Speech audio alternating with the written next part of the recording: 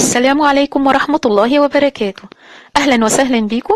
أنا جيهان فاروق، واللي أول مرة يتابع قناتي يفعل جرس اشتراك الكل عشان يوصله كل إشعارات الفيديوهات بتاعتي.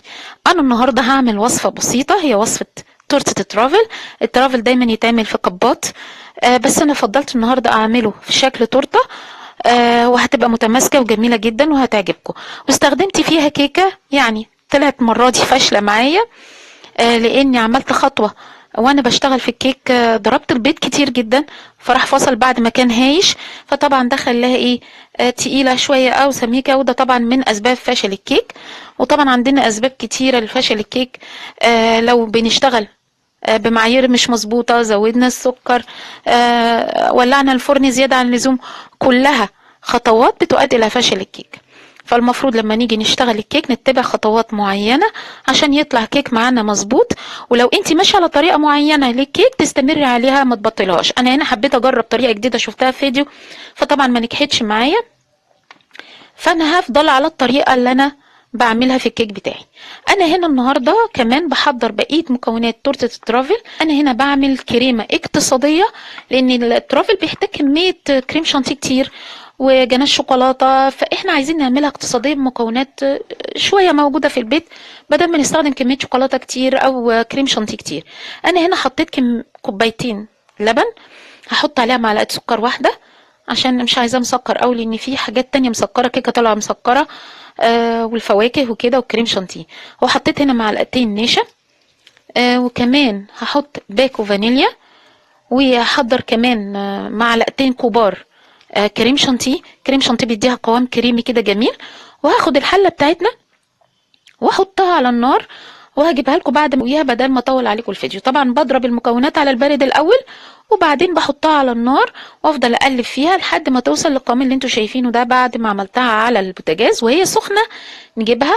عندي شوكولاته هنا غامقه وعندي شوكولاته بيضه.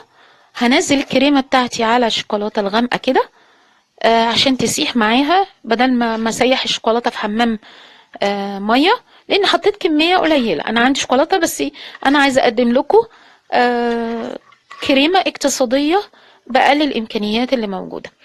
انا هنا حطيت الكريمه على الشوكولاته وهضربها كويس وتسيح بالمنظر ده، بقت عامله زي البودنج.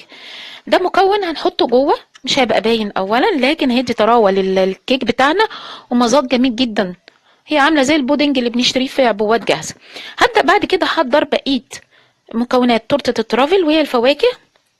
هنقطع عندنا الفراوله والموز والكيوي بترانشات كده متساويه بشكل كويس، وبعدين نبدا نرص المكونات بتاعتنا.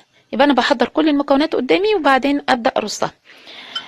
كنت عايزه كمان اقول لكم من اسباب ان احنا الكيكه تبوظ من عندنا، ان احنا نولع البوتاجاز لمده طويله فالكيكه تسخن، او نحط الكيك بتاعنا بعد ما البوتاجاز مثلا يسخن بدقيقتين 3. يبقى انت كده هتبوظي الكيكه بتاعتك، فمش هتنفع. فلازم نستنى 10 دقايق وبعدين نحط ايه، الكيك بتاعنا. 10 دقايق مده كفايه تخلي الفرن بتاعنا جاهز ان احنا نحط الكيك. انا هنا جبت القالب بتاعنا وعملته تغليف كده بكيس الاسترتش من الجنب، عشان المكونات لما احطها في الفريزر بعد كده تطلع اعرف اطلعها. حطيت طبقه كريم شانتيه. وتاني خطأ طبعا في الفيديو بتاعي النهارده، ان استعملت كريم شانتيه من مكان رخيص، او هو بيبيعه رخيص معرفش. انا بشتري مكونات الحلواني بتاعتي من باب البحر او من سوبر ماركت كبير زي فتح الله. انا هنا هرصيت الكيك، وزي ما انتوا شايفين كده سقيته طبعا بميه بسكر.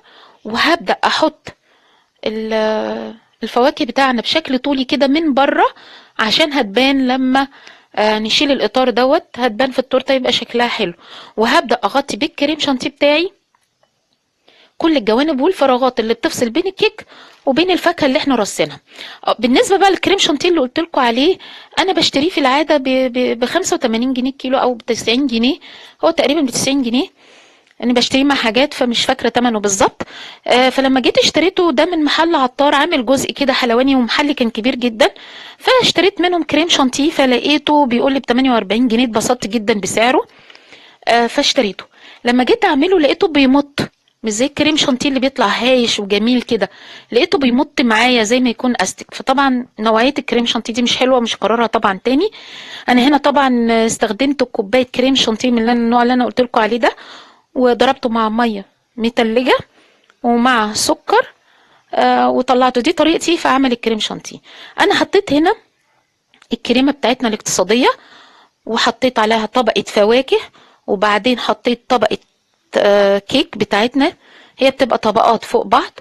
وسقيته تاني قبل ما احط الكريمه، بسقيها بالميه اللي بسكر، وبعدين احط الكريمه البيضه وابدا اقطع عليها الفواكه بالمنظر دوت.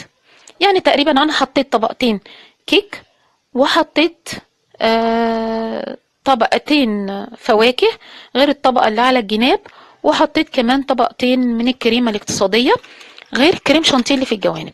هغطيها دلوقتي بالكريمة الاقتصادية بتاعتنا بالمنظر ده، اغطيها تماما، وهحط عليها برضو معلقتين كريم شانتيه من فوق بحيث ان انا اغطي الفواكه.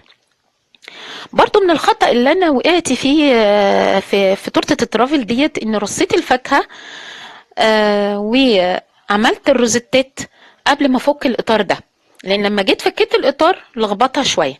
بالاضافه ان الفاكهه طبعا، لان انا ما عنديش سائل تجليس من فوق، اللي هو السائل اللي بيدي لمعان للفاكهه ويحفظها من انها تسود، ما عنديش. هي بتتباع برضو في باب البحر او محلات مستلزمات الحلواني، اللي هو سائل التجليس اللي من فوق ده. عشان كده التورتات الفواكه اللي هي جاهزه بره بتقعد كذا يوم ما يحصلش حاجه للفاكهه، لانها بتغطيها بغلاف يحميها من التاكسد مع الهواء. انا هنا يعني جات لي فكره، رحت عاملاها بالميه اللي بسكر دي كغلاف ليها، وبيلمعها من فوق، بس يعني برضو ما حميتهاش كفايه. وبدات اعمل بقى الروزيتات ديت، وهتشوفوا دلوقتي الكريم شانتيه. الحمد لله بصوا بيمط ازاي. كريم شانتيه سيء جدا وخامه سيئه، انا مش عارفه يعني ازاي يبقى بالسعر ده، بس اشتريته وخلاص. وبعدين بدات بقى ازين بالشوكولاته شيبسي او الكريسبي الابيض، وهزود برضو تاني في الفاكهه دي بعد ما افكه. طبعا هحطه في الفريزر 3 ساعات او 4 ساعات عشان اقدر افك بس الايه الاطار ده.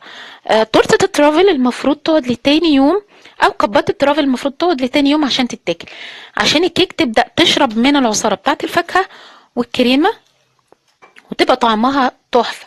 يعني بجد لما بيتبات بيبقى طعمه حلو جدا عن تكليف نفس اليوم.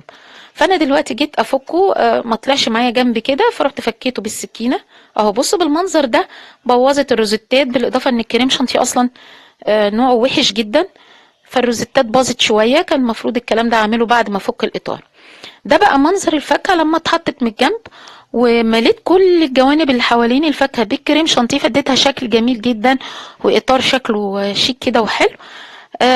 ادت منظر حلو للتورته وشكل جديد، فبجد كان طعمها تحفه.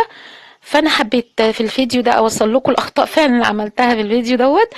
بالاضافه قد ايه كل حاجه بنعملها في البيت صدقوني بتبقى حلوه جدا. اللي انا بحطه ده سكر لونه فضي، برضو جبته من محل باب البحر او مستلزمات الحلوين، هتلاقوه كل الالوان، في الذهبي في الفضي في الوان فوشيا واحمر واخضر. طبعا غطت الروزيتات الملخبطه شويه وخلوا لامع كده وجميل، وزودت طبعا في الفواكه اللي موجوده.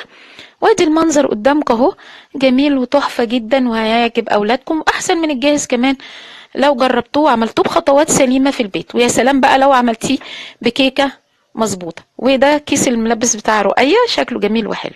وشكرا جدا، وما تنسوش اللايك والاشتراك، والسلام عليكم ورحمه الله. ما تنسوش